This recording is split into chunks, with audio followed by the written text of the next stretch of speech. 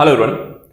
भारत में कभी सांस्कृतिक विरासत को संरक्षण करने को लेकर, कभी भाषाई बहुलता और समानता के आधार, कभी विकास के नाम पर तो कभी प्रशासन के नाम पर छोटे छोटे अलग राज्यों की मांग होती रही है। जैसे एग्जाम्पल के तौर पर हम देखें तो गुजरात से सौराष्ट्र को अलग करना हो, महाराष्ट्र से विदर्भ को अलग करना हो, असम से बोडोलैंड को अलग करना हो या ग्रेटर नागालैंड की मांग हो, या हम कहें उत्तर प्रदेश को 4 अलग अलग राज्यों में विभाजित करना हो। पूरब से लेकर पश्चिम तक, उत्तर से लेकर दक्षिण तक कई छोटे छोटे राज्यों की मांग होती रही है। और अगर ऐसा होता रहा या इन मांगों को अगर हम स्वीकार कर लें तो भारत 2040 तक 50 छोटे छोटे राज्यों में विभाजित हो जाएगा। ये कितना सही है? छोटे राज्य बनाम बड़े राज्य हों, क्या नई तरीके की इससे चुनौतियां नहीं उत्पन्न होती हैं? क्या ये नए तरीके के विकास के अवसर उत्पन्न करते हैं? क्या इससे विवाद उत्पन्न होता है या भारत को आगे बढ़ने का ये अवसर प्रदान करते हैं? इन सभी मुद्दों को आज हम इस वीडियो में एनालिसिस करेंगे। इस करंट न्यूज एनालिसिस में आप सभी का स्वागत है। मैं राविंद्र सिंह आप सभी को आज डिस्कस करते हैं कि भारत का क्या छोटे राज्यों में विभाजित करना कितना उचित हो सकता है। सबसे पहले देखिए तो न्यूज जो है लगातार चर्चा का विषय रही है। जैसा कि हम देखते हैं जो मुद्दा है, हमारा मुद्दा आज का क्या है? यदि नए राज्यों की सभी मांगे पूरी हो जाए तो भारत जो है इसमें 50 राज्य हो सकते हैं। और हम देखें केंद्र सरकार के पास जो गृह मंत्रालय है, गृह मंत्रालय को करीब 20 से अधिक राज्यों के निर्माण को लेकर के ज्ञापन भी मिल चुका है। वो अलग बात है कि गृह मंत्रालय ने इनको मंजूरी नहीं दी है, क्योंकि अगर 20 राज्यों को मंजूरी दे दें, वर्तमान समय में हम 29 हैं, ये 50 राज्य आसानी से बन जाएंगे। तो चलिए समझते हैं भारत में राज्यों का इतिहास क्या रहा है। स्वतंत्रता के पश्चात से देखा जाए तो भारत में कई सारे राज्यों का विभाजन हुआ और नए राज्य बने भी हैं। इनका आधार क्या रहा है? वर्तमान समय में उत्तर से दक्षिण, पूरब से पश्चिम तक कौन कौन से राज्यों की मांग हो रही है, इनके पीछे का तर्क क्या है और इससे किस तरीके की चुनौतियां उत्पन्न होंगी। सबसे पहले देखिए कि भारत का जो इतिहास रहा है, 1950 के दशक में लोगों, खासकर तेलुगु भाषी लोगों ने भाषाई आधार पर राज्यों के पुनर्गठन की मांग की थी। पोट्टी श्री रामुलु ने राज्यों के पुनर्गठन के अपने मुद्दों के समर्थन करने को लेकर एक अनिश्चितकालीन यहां पे हड़ताल शुरू की। सरकार ने उस बात को स्वीकार नहीं किया और अनशन के 56वें दिन देखा जाए तो उनकी मृत्यु हो जाती है, जिसके कारण देश भर में यहां पर एक व्यापक हिंसा उठती है और सरकार को राज्य पुनर्गठन आयोग को गठित करना पड़ता है। 1953 में देखा है तो भाषा के आधार पर जो पहला राज्य यहां पर एक अलग प्रदेश बनाया जाता है, अलग राज्य बनाया जाता है, वो बनता है आंध्र प्रदेश, जो भाषा के आधार पर बनता है। 1956 में देखें तो राज्य पुनर्गठन आयोग ने अपनी सिफारिश यहां पर केंद्र सरकार को प्रस्तुत की, जिसमें बात कही गई कि 14 राज्य और 6 केंद्र शासित प्रदेश बनाए जाने चाहिए। उसके बाद से अगर हम देखें तो कितने राज्यों का विघटन हो चुका है, विभाजन हो चुका है, वो भी देखिए। 1956 में राज्यों के विभाजन का घटनाक्रम जो होता है यहां से शुरू होता है, सिफारिश आ चुकी थी। 1960 में बॉम्बे से 2 राज्य बनाए जाते हैं, बॉम्बे को अलग कर दिया जाता है और महाराष्ट्र और गुजरात 2 राज्य बना दिए जाते हैं। 1963 में असम से अलग होकर नागालैंड अलग राज्य बनता है। 1963 में पंजाब, हरियाणा और हिमाचल प्रदेश तीनों को 3 अलग अलग राज्यों में विभाजित कर दिया जाता है और एक क्षेत्र 2-3 भागों में बढ़ जाता है। 1972 में हम देखें तो मेघालय, मणिपुर और त्रिपुरा को भी 3 अलग राज्यों में विभाजित कर दिया जाता है। 1972 में मेघालय, मणिपुर, त्रिपुरा का गठन होता है। 1975 में सिक्किम जो है भारतीय संघ का हिस्सा बन जाता है। 1987 में हम देखें तो गोवा, अरुणाचल प्रदेश राज्य, पहले जो केंद्र शासित प्रदेश हुआ करते थे, उन्हें राज्य की मान्यता मिलती है। 2000 में हम देखें तो 3 नए राज्य बनते हैं। उत्तर प्रदेश से देखा जाए तो उत्तरांचल को अलग किया है, जिसे हम वर्तमान में उत्तराखंड के नाम से जानते हैं। झारखंड जो है बिहार से अलग हुआ और छत्तीसगढ़ जो है मध्य प्रदेश से अलग करके नए राज्य बनाए गए। तेलंगाना जो सबसे नया राज्य है, आंध्र प्रदेश से इसे अलग करके बनाया गया 2014 में, और वर्तमान समय में हम देखें तो 29 राज्य हम वर्तमान समय में। अब चलिए बात करते हैं कि अलग जो राज्यों की मांग है वर्तमान समय में कहां-कहां है, किन-किन राज्यों को लेकर के है और उनको बनाए जाने को लेकर के क्या भौगोलिक परिस्थितियां हैं, जो भूगोल है, भौगोलिक स्थिति है, वो कितनी बदल सकती है इसके माध्यम से। सबसे पहले आता है उत्तर प्रदेश का नाम। उत्तर प्रदेश को देखा जाए तो 4 प्रदेशों में डिवाइड करने की मांग होती रही है। इसमें आपको आता है अवध प्रदेश, पूर्वांचल, बुंदेलखंड, पश्चिमांचल या हरित प्रदेश की मांग हुई है। इसी तरीके से उत्तर प्रदेश के आगरा मंडल और अलीगढ़ मंडल तथा राजस्थान और मध्य प्रदेश के भरतपुर और ग्वालियर जिलों को मिलाकर के एक यहां पर देखा जाए तो ब्रज प्रदेश बनाने की मांग हुई है। ये कहानी यहां से सिर्फ शुरू होती है, ये एक लंबी लिस्ट है, पूरी चीजों को समझिएगा कहां कहां कितने राज्यों की मांग हुई है। इसके बाद आता है पूर्वी उत्तर प्रदेश। पूर्वी उत्तर प्रदेश, बिहार और छत्तीसगढ़, इन तीनों ही क्षेत्रों के कुछ हिस्सों को मिलाकर के बनाया जाए भोजपुर। इसकी मांग जो है गृह मंत्रालय को इसके संबंध में ज्ञापन दिया गया। एक और राज्य महाराष्ट्र से देखा है तो विदर्भ को अलग करके एक नए राज्य के निर्माण की मांग लंबे समय से होती रही है। वहीं गोरखालैंड की मांग जो है असम से अलग करके बनाए जाने की मांग हुई है। इसी तरीके से देखा है पश्चिम बंगाल में दार्जिलिंग और उसके आसपास के इलाकों को यहां पर मिला करके गोरखालैंड बनाने की मांग हुई है। पश्चिमी असम से बोडो जो बहुल इलाके हैं वो अलग करके उनके लिए एक अलग राज्य बोडोलैंड बनाया जाए। और उसी तरीके से कार्बी आंगलोंग स्वायत्त जिले के अंतर्गत रहने वाले कार्बी आदिवासियों के लिए एक अलग राज्य कार्बी आंगलोंग राज्य भी बनाया जाए।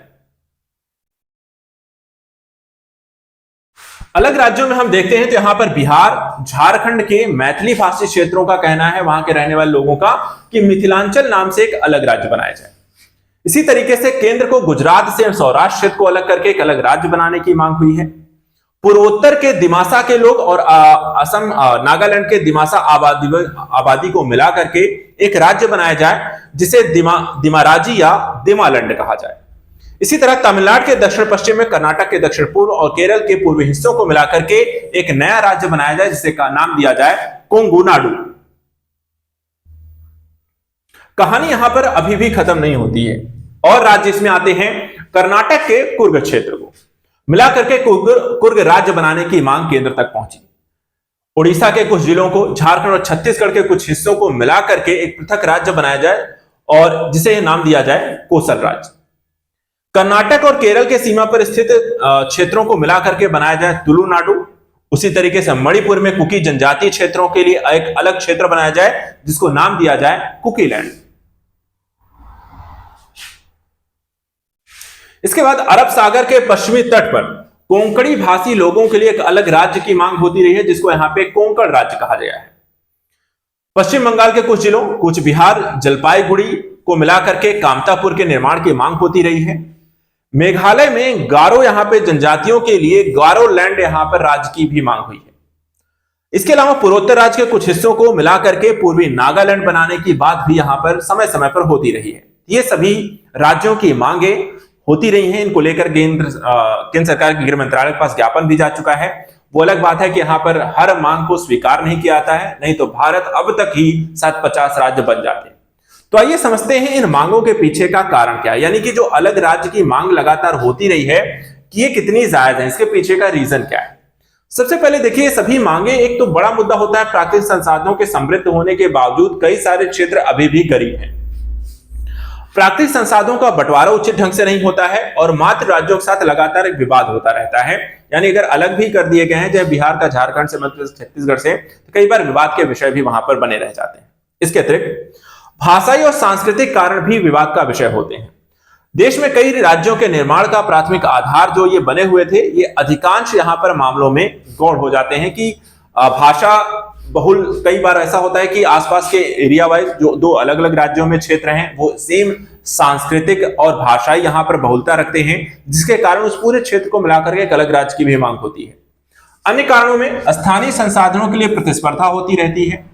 कुछ क्षेत्रों के प्रति जो है सरकार लापरवाही बरतती है, वहां पर विकास को लेकर के ज्यादा ध्यान नहीं देती है, नीतिगत पहल नहीं करती है।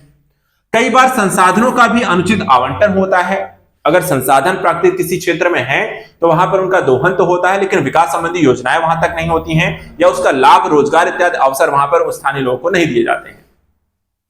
बाकी संस्कृति, भाषा, धर्म इत्यादि अंतर उत्पन्न करते हैं जिसके कारण विवाद होता है और एक अलग राज्य की मांग होती है। पर्याप्त रोजगार के अवसर न पैदा करना अर्थव्यवस्था की विफलता भी एक बड़ा कारण इसके लिए बनती है। लोकप्रिय लामबंदी लोकतांत्रिक राजनीतिक प्रक्रिया यानी कि राजनीतिक पार्टियों के द्वारा भी कई बार राज्यों के विभाजन की बात होती है, किससे, क्योंकि इससे उनको मजबूती मिलती है अपनी राजनीतिक यहां पे चमक को बिखेरने के लिए। और भूमिपुत्र संबंधी भावनाएं भी कई बार अलग राज्य की मांग को यहां पर बल देती हैं।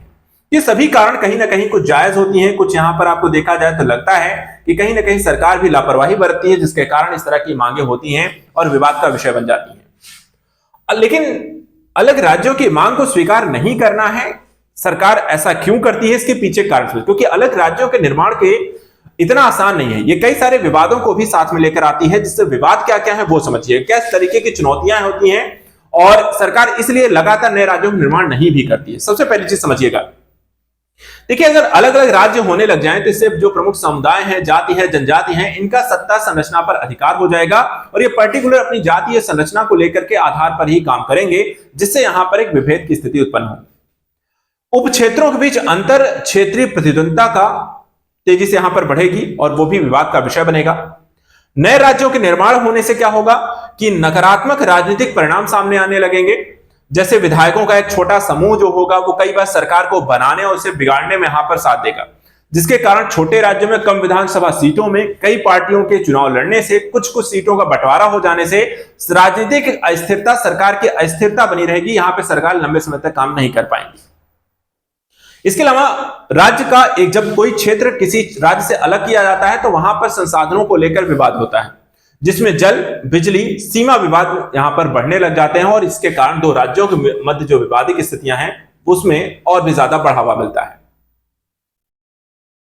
इसके बाद और क्या कारण है और किस तरह की चुनौतियां हैं?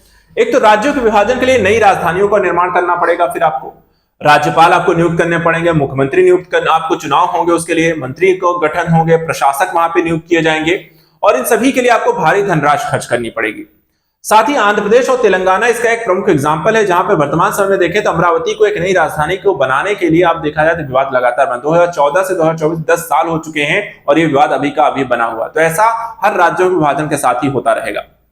छोटे राज्यों के निर्माण से केवल पुरानी राज्य की राजधानी नए राज्य की राजधानी में सत्ता का हस्तांतरण होता है, जबकि ग्राम पंचायत, जिला कलेक्टर आज जैसी पहले से मौजूद संस्थाओं को शक्त नहीं किया जा सकता और बल्कि राज्यों के पिछड़े क्षेत्रों का विकास भी प्रसार होता रहता है। यानी कि अब बड़े स्तर पर चीजें तो बदल सकते हैं, लेकिन छोटे स्तर की समस्याएं जस की तस बनी रह जाती हैं, जिसके कारण आपके विकास प्रक्रिया आपको आगे नहीं बढ़ती है। तो आगे का फिर रास्ता क्या है? आखिर क्या नए राज्य बनाए जाने चाहिए या नहीं बनाए जाने चाहिए? तो वो भी समझ लीजिए। देखिए, राजनीतिक विचारों की बजाय अगर आर्थिक और सामाजिक व्यवहार्यता को प्राथमिकता दी जाए तो नए राज्यों की गठन ज्यादा बेहतर ढंग से की जा सकती है। भौतिक और मानव पूंजी के मामले में नुकसान उठाने वाले मूल राज्यों को पर्याप्त मुआवजा दिया जा सकता है, जिससे यहां पर विवाद की समस्या को हल किया जा सके। तीसरा, अनियंत्रित मांगों पर अंकुश लगाने के कुछ स्पष्ट मापदंड और सुरक्षा उपाय अपनाए जा सकते हैं। यानी कि एक राज्य के गठन के आधार क्या हो सकते हैं, उसके लिए आप एक सेट ऑफ स्टैंडर्ड क्रिएट कर दीजिए और जो 20-25 मांगे हो रही हैं, अगर वहां पर आपको एक मानक तय हो जाएंगे तो काफी सारे मानक तो उन मानकों पर खरे न उतरने के कारण मांगे वैसे ही खत्म हो जाएंगे। नए राज्यों की मांग को स्वीकार करने के लिए धर्म, जाति, भाषा, बोली के बजाय विकास, विकेंद्रीकरण, शासन, लोकतांत्रिक सरोकारों को वैध आधार बनाकर ही स्वीकृति दी जा सकती है। इसके अलावा विकास और शासन की कमी की मूलभूत समस्याओं जैसे सत्ता का संकेंद्रण, भ्रष्टाचार, प्रशासनिक अकुशलता आदि का समाधान किया जाना चाहिए, ताकि यहां पर नए राज्यों का सिर्फ गठन न हो बल्कि उनको विकास के अवसर भी मिले। तो आज के करंट न्यूज एनालिसिस में इतना ही। ऐसे ही इंपॉर्टेंट न्यूज के लिए आप हमारे साथ लगातार बने रहें। Thank you so much and good luck.